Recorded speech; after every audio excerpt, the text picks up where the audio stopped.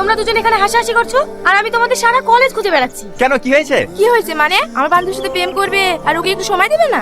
শুধু বন্ধুকে সময় দিলেই হবে? কাল আমার বার্থডে, মনে আছে তো? আরে কি যে বলো না তুমি, এই তোমার বার্থডে আমার মনে থাকবে না? কাল তোমরা দুজন অবশ্যই চলে আসবে। আর শাকিল তুমিও কিন্তু ভুলে যেও না জানো। কি ব্যাপার?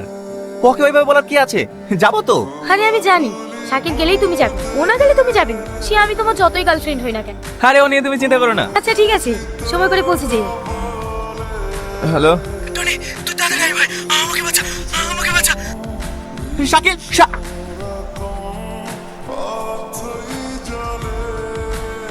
টনি দাঁড়াও দাঁড়াও, কি ব্যাপার তোমার? দুদিন ধরে কলেজে আসছো না আর চোখ মুখের একই অবস্থা করেছো তুমি।